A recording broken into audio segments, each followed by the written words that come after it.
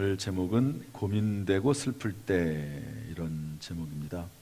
한번 따라서 할까요? 고민되고 슬플 때. 여러분, 고민과 슬픔 가운데 처해 있을 때가 있었습니까?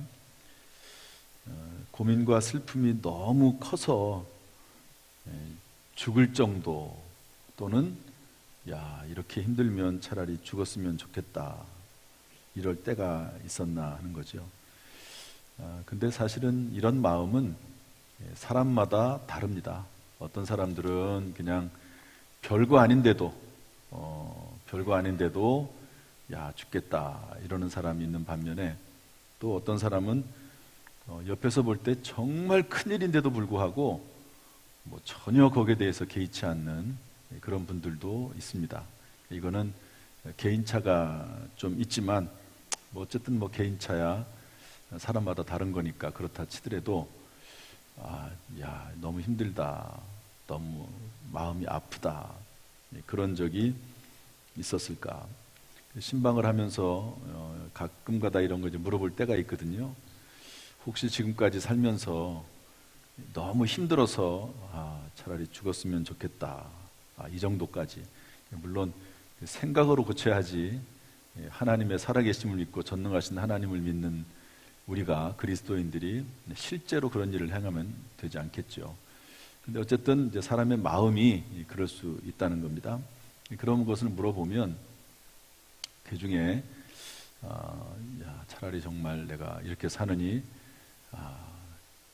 정말 어떻게 했으면 좋겠다, 이렇게 생각해 본 적이 있는 분들이 좀 있더라고요. 살다 보면 힘들 때가 있을 수 있습니다. 그런데 오늘 본문에도 보니까요, 예수님께서 이렇게 말씀하세요. 어떻게 예수님이 이런 생각을 다 하셨을까?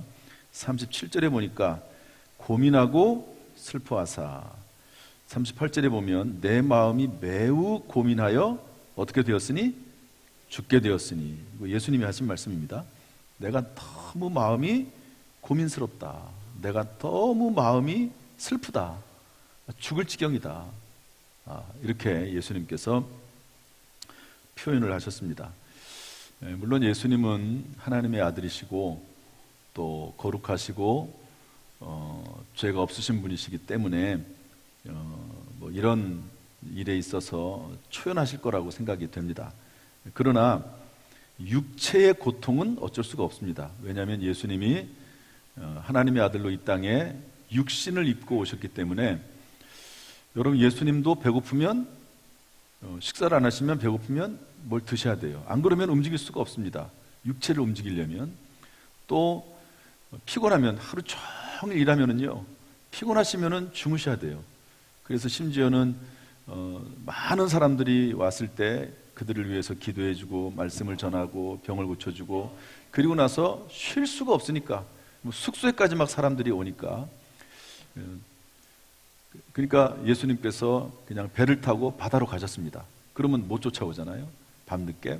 근데 예수님이 배를 타시자마자 곧바로 그냥 골아 떨어지셔가지고 주무시기도 하시는 이제 이런 일들이 있었는데, 그런 일들은 전부 예수님이 육신을 입으셨기 때문에 어쩔 수 없이 생기는 일이지요. 그런 예수님께서 육체의 가장 큰 고통이라고 하는, 인류가 만들어낸 가장 흉악한 형벌, 가장 고통스러운 형벌이라고 하는 십자가 형벌을 지게 됐습니다. 얼마나 마음이 아프시겠습니까? 십자가 형벌은 한번 생각을 한번 해보십시오. 사람을 산채로 그 뙤약볕에 매달아 놓는 거거든요. 그래서 양손에 못을 받고 계속 피가 흐르는 거죠. 양발에 또 못을 받고, 또 이렇게 매달아 놓으면 까마귀들이나 새들이 와가지고 쪼기도 하고, 그러면서 피와 물이 다 빠져가지고 가죽과 뼈가 붙어서 죽는 그런 형벌이 십자가 형벌이거든요. 그 형벌을 예수님께서 생각하시면서 강도나 살인한 사람들이 당하는 거야, 그냥 갑자기 막 그렇게 끌고 가서 하지만, 미리부터 그런 것을 알고 있다는 것은 쉬운 일은 아니라고 봅니다. 그 앞에서 예수님께서는 너무 고민하고 또 슬퍼하셨다. 더구나 그 십자가의 고난은 수치스러운 거거든요. 그래서 정말 모든 옷을 다 발가벗겨서 그 제자들이 보는 앞에서 또 예수님을 따르던 사람 앞에서 그렇게 수치스럽게 돌아가는 것이 십자가 고통이기 때문에 육신을 입으신 예수님, 인간적인 면에서 볼 때 참 고통스럽고 슬퍼서 죽게 되었다, 이렇게 표현을 하고 있습니다. 그런데 이때 예수님은 어떻게 하셨을까? 만약 우리에게도 이런 고민되고 슬픈 일이 일어난다면 어떻게 해야 될까 하는 것이죠. 첫 번째로 예수님은 기도의 자리에 나아가셨습니다. 따라합시다. 기도의 자리에 나아갔다. 우리 37절 38절 읽어보겠습니다. 37절 38절 시작. 베드로와 세베대의 두 아들을 데리고 가실새 고민하고 슬퍼하사 이에 말씀하시되 내 마음이 매우 고민하여 죽게 되었으니 너희는 여기 머물러 나와 함께 깨어있으라 하시고, 지금 이 시점이 어느 때냐면요, 배신자 가룟 유다가 이제 군사들을 이끌고 예수님을 붙잡으러 오는 그 바로 전 시점입니다. 예수님이 붙잡히시기 전에 겟세마네라고 하는 동산에 올라가셔서 너무 마음이 번잡하고 마음을 어떻게 다스릴 수가 없고 그 고난을 어떻게 이겨낼까 하는 걱정이 앞서셔서 겟세마네라고 하는 동산에 올라가서 기도하고 있는 그 내용이거든요. 이게 마지막 순간입니다. 마지막 십자가식이 바로 전 단계라고 볼 수가 있습니다. 그때 예수님께서는 기도의 자리에 나아가셨죠. 12명의 제자들 중에서 12명을 다 데리고 올라가셨는데 9명은 밑에 있어라, 산 중턱에 있고, 그 중에 3명은 조금 더 데리고 올라가셔서 베드로, 야고보, 요한은 너희들은 여기에서 좀 깨어있어라. 깨어있으라는 말이 그냥 눈만 말똥말똥 뜨고 있으라 이런 말이 아니겠죠. 좀 기도 좀 해달라, 내가 너무 힘들다, 기도 좀 해달라. 그리고 예수님은 조금 더 나가셔서 기도하고 계셨다 하는 것이죠. 여러분, 예수님은 슬프고 힘들고 괴로울 때 무엇보다도 기도의 자리에 나갔습니다. 우리가 예수 그리스도를 따르는 예수님의 제자라고 하면 우리가 때때로 어려움이 있다 할지라도 그것 때문에 낙심하지 말고 그럴수록 더 기도의 자리에 나가야 될 줄로 믿습니다. 그래서 빌립보서 6장 4장 6절 7절은 이렇게 말씀하고 있거든요. 아무것도 염려하지 말고 오직 모든 일에 기도와 간구로 너희 구할 것을 감사함으로 하나님께 아뢰라. 여러분, 염려하지 말고, 아무것도 염려하지 말고, 이게 왜 그럴까요? 지금 이 빌립보 교회와 또는 어떤 성도에게 근심, 걱정, 염려, 슬픔이 잔뜩 쌓여 있는 겁니다. 거기에 대고 말하기를 너 근심하고 염려할 시간이 있으면, 그런 마음이 들면 기도해, 이런 말입니다. 기도해. 여러분, 근심, 걱정, 염려가 들 때는 여러분 기도의 자리에 나가야 될 줄로 믿습니다. 그리하면 모든 지각에 뛰어난 하나님의 평강이 그리스도 예수 안에서 너희 마음과 생각을 지키시리라. 기도하면 하나님께서 평강을 주시겠다고 약속하시는 것입니다. 그래서 예수님께서 겟세마네 동산에서 기도할 때 우리가 읽은 본문에 없지만 병행구절에는 뭐라고 되어 있냐면 예수님이 기도할 때 천사가 나타나서 도왔다고 되어 있습니다. 그리고 예수님께서 40일 동안 금식하시면서 기도할 때도 천사가 나타나서 예수님을 도왔다고 기록을 하고 있거든요. 여러분, 기도의 자리는 천사들이 우리를 돕는 자리인 줄로 믿습니다. 한나가 그래서 기도하지 않습니까? 아들이 없어서. 여러분, 아들이 없다는 것은 이 당시에는 여자로서 아무것도 할 수 없는 거거든요. 아들이 없어서 아들을 얻고 싶은 욕심이 아니고 아들을 통해서 무언가 하나님의 거룩한 일을 하고 싶은 그런 꿈과 비전이 있었던 여인이 한나입니다. 그런데 하나님이 아들을 안 주세요. 그리고 남편이 둘째 부인을 얻었는데 거기서는 또 아들을 안 내요. 얼마나 속이 상합니까? 둘째 부인이 또 자기를 또 괴롭히네요. 아주 속이 상해서 너무 힘들고 아프고 속이 상했을 때 어떻게 했느냐? 하나님의 성전에 가서 기도했습니다. 사무엘상 1장 15절에 보니까 이렇게 되어 있습니다. 한나가 대답하여 이르되 내 주여 그렇지 아니하니이다. 나는 마음이 슬픈 여자라. 포도주나 독주를 마신 것이 아니요 여호와 앞에 내 심정을 통한 것뿐이오니. 기도하는 모습이 마치 술 먹은 것 같이 보여지니까 그 당시에 제사장인 엘리가 아니 왜 술 먹고 와서 이 성전에서 그러고 있냐 그랬더니 뭐라고 대답합니까? 나는 마음이 슬픈 여자라. 따라합시다. 나는 마음이 슬픈 여자라.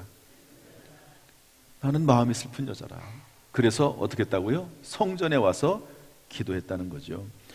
여러분, 우리가 마음이 슬플 때 하나님의 전에 나와서 또 하나님의 전이 힘들면 다니엘처럼 하나님의 성전을 바라보고 또 그리고 내 안에 계신 성령, 우리가 성령에 계신 우리의 몸이 성전이잖아요. 그러니까 내 안에 계신 성령님과 함께 골방에서라도 기도하면 하나님께서 근심, 걱정, 염려를 물리치시고 우리에게 평강을 허락해 주실 줄로 믿습니다. 두 번째로 예수님은 3번 기도했습니다. 따라서 3번 기도해야 한다. 44절 말씀 읽어보겠습니다. 44절 시작. 또 그들을 두시고 나아가 3번째 같은 말씀으로 기도하신 후. 예수님은 실제로 3번 기도했습니다. 3번 기도했는데 40절에 보니까 뭐라고 되어 있냐면 너희가 나와 함께 1시간도 이렇게 깨어 있을 수 없더냐. 1시간, 1hour 60분입니다. 60분. 그러니까 예수님께서 산에 올라가셔서 60분 기도하시고 잠시 내려와서 제자들 보니까 잠자는 거 보고 야 깨어 있어라, 좀 내가 힘든데 좀 기도 좀 해달라. 그렇게 하고 또 올라가셔서 60분 기도하시고 또 내려오셔서 제자들 보신 다음에 제자들에게 말씀하신 다음에 또 올라가셔서 60분 기도하시고 이렇게 3번 3시간을 기도했다 하는 그런 내용인데요. 그러나 이 말은 꼭 숫자적으로 어떤 문제나 아픔과 슬픔이 있을 때 3번 기도해야 된다 하는 의미는 아닙니다. 그러니까 예수님은 3번으로 끝내셨어요. 예수님은 3번으로 충분하셨습니다. 그러나 꼭 3번은 아니죠. 성경에서 3은 삼위일체 하나님의 숫자입니다. 하나님의 숫자 3, 사람의 숫자 4, 3과 4를 합해서 완전수 7로 성경은 우리에게 가르치고 있거든요. 그러니까 3이라고 하는 숫자는 실제로 예수님은 3회 기도했지만 우리에게 있어서는 오직 하나님만을 바라보고 오직 하나님만을 경배하면서 하나님 앞에 간절히 기도해야 된다 하는 의미를 가지고 있습니다. 따라서 이 마태복음과 동일한 내용을 기록하고 있는 누가복음 22장 44절에서는 병행구라고 하거든요. 예수께서 힘쓰고 애써 더욱 간절히 기도하시니 땀이 땅에 떨어지는 핏방울 같이 되었다고 기록하고 있습니다. 그러니까 3번 기도하실 때마다 3번이라는 숫자에 너무 집중하지 말고 예수님께서 더욱 간절히, 예수께서 힘쓰고 애써 더욱 간절히 기도하시니 땀이 땅에 떨어지는 핏방울 같이 되었다고 말씀하고 있는 것이죠. 그러므로 여러분, 근심, 걱정, 슬픔이 밀려올 때 기도의 자리에 나와서 3번 간절히 하나님 앞에 기도할 수 있기를 주님의 이름으로 축복합니다. 3번째로 하나님의 뜻이 이루어지기 위해서 기도해야 합니다. 우리 39절 말씀 읽어보겠습니다. 39절 시작.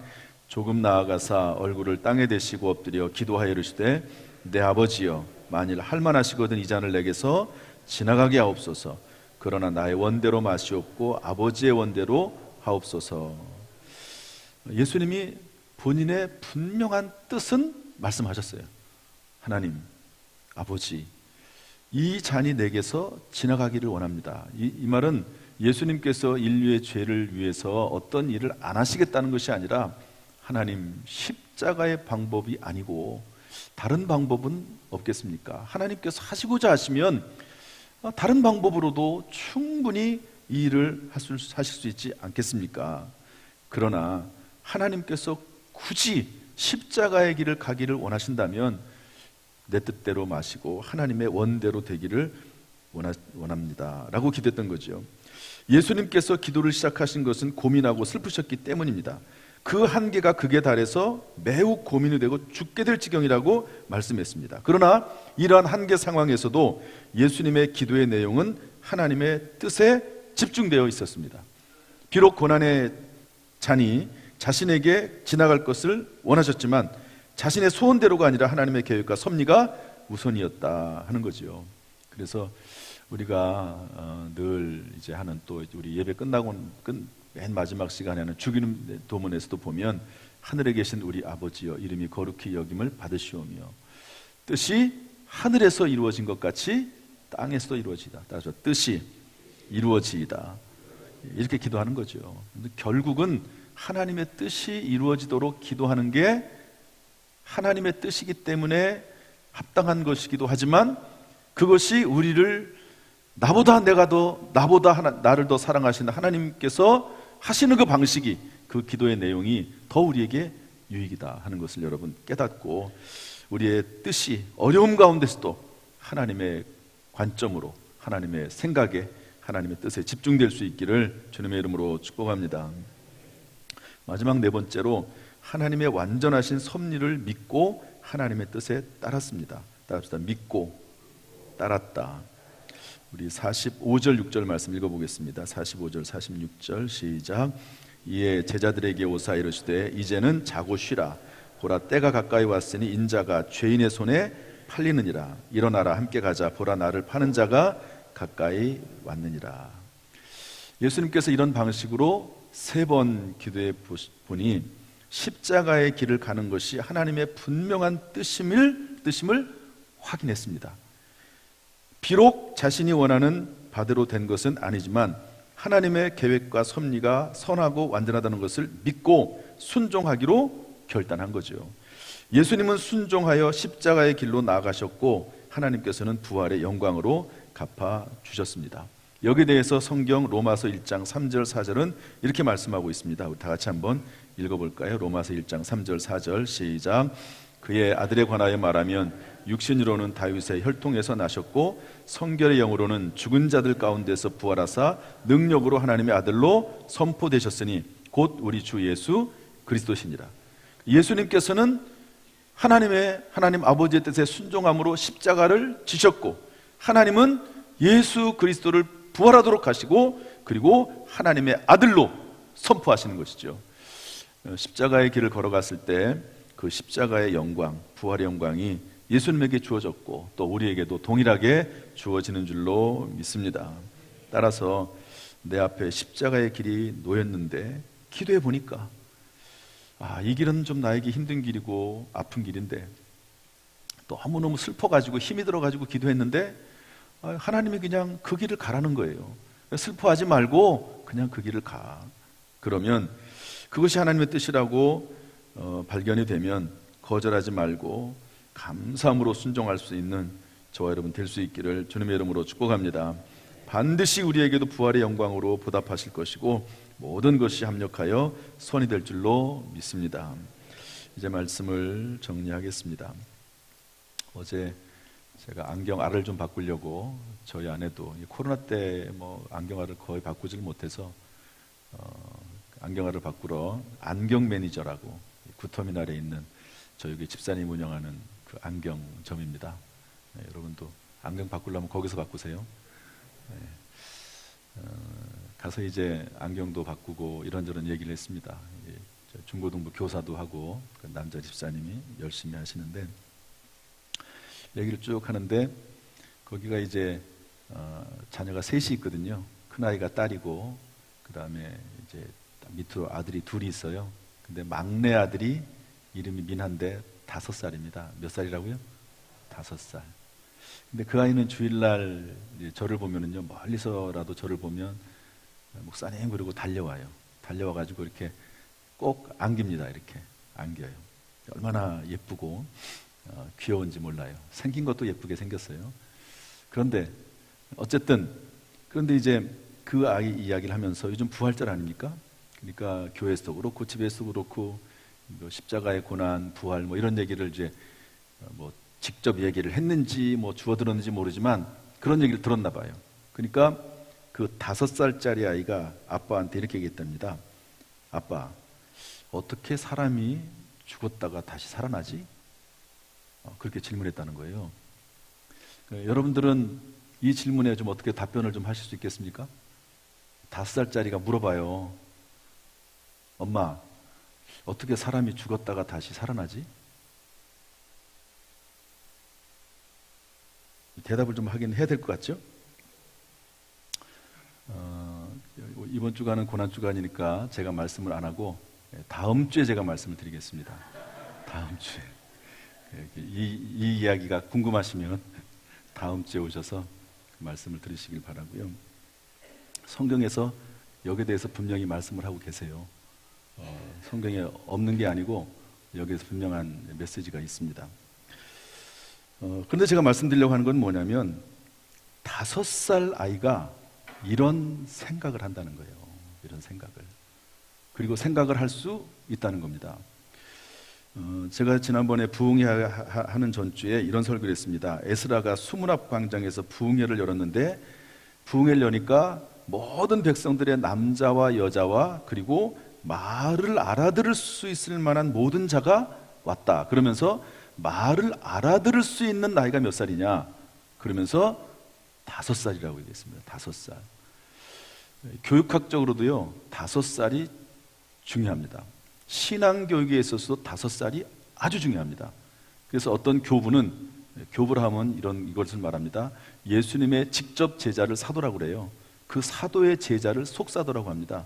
그 속사도의 제자를 교부라고 합니다. 그러니까 상당히 예수님과 가까운 세대죠. 몇 세대 걸치지 않는 그런 세대거든요. 어떤 교부 중에 이런 말을 했습니다. 만약에 나에게 5살짜리의 아이를 이 나라가 나에게 맡겨주면 내가 이 나라를 기독교 국가로 만들겠다. 그 정도로 이 5살의 신앙교육이나 또 기타 여러 가지 교육들이 중요하거든요. 그런데 이 5살의 아이가 그런 질문을 한다는 거예요. 그래서 여러분, 우리가 지금 고난주간을 보내고 있지 않습니까? 고난주간에 특별히 마지막 요 한 주간 5일 동안은 우리 자녀들과 함께 5살 이상이 되면은요, 다 교회 나와서 예배 드리고 말씀 들을 수 있습니다. 그래서 그 아이들을 데리고 나와서 새벽 예배 참석하고, 또한 5세 이하의 자녀가 있다면 집에서 실시간으로라도 온 가족이 함께 예배 드릴 수 있다면 참 그것은 귀한 일입니다. 또한 그간 교회에 나오지 못했던 성도들과 가족들을 성전으로 인도하고 아직 십자가와 부활의 복음을 듣지 못한 이웃들을 초청할 수 있기를 주님의 이름으로 부탁을 드립니다. 여러분, 부활주일날 나오면 제가 이번에는 거의 비슷하지만은 항상 하지만 십자가의 복음을 전하거든요. 부활주일에는 또 예수 그리스도의 부활에 대한 메시지를 전합니다. 내가 마땅히 예수 그리스도를 믿고 하나님의 자녀가 됐기 때문에 그것을 다른 사람에게 내가 전해야 되지만 이것을 조리 있게 짧은 시간에 쉽게 전하는 것은 쉽지 않습니다. 그래서 주일날 그분들을 모시고 오면 그 말을 듣게 할 수는 있잖아요. 여러분, 에스겔서의 말씀 보면 이런 말씀이 있습니다. 한번 잘 들어보세요. 에스겔이 백성들에게 이렇게 말을 해요. 너희들이 혹시 악한 길로 가는 사람이 있는데 그 사람에게 하나님의 말씀을 전해서 그 사람이 돌아오도록 말을 하지 않으면 어떻게 되느냐? 그 사람은 그 죄로 말미암아 멸망을 당하고 죽을 것이다. 그러나 그 죽음에 대한 책임을 내가 너에게 물을 것이다. 왜? 그 사람에게 얘기를 안 해줬기 때문에. 그러나 그 사람에게 잘못된 길로 가고 있는 그 사람에게 네가 말을 해주면 그 사람은 말을 듣고 회개하지 않으면 그 사람은 그 죄로 말미암아 죽을 것이다. 그러나 그 죄에 대한 책임을 너에게는 묻지 않을 것이다. 이런 말씀을 하고 있거든요. 그러므로 얼마나 좋습니까? 하나님의 말씀이 선포되는 이 자리에 모시고 나오되, 특별히 부활주일 성탄절은요, 예수 그리스도에 대한 직접적인 복음이 전파되는 그러한 주일 아닙니까? 이런 자리에 꼭 모시고 나와서 하나님의 말씀, 부활의 메시지, 예수 그리스도의 십자가의 말씀을 듣게 하는데 여러분 힘쓰시기를 주님의 이름으로 부탁을 드립니다. 참으로 이번 사순절과 고난주간과 부활절은 회복과 부활의 놀라운 대전환이 일어나는 복된 시간이 되기를 예수님의 이름으로 축원합니다. 기도하겠습니다.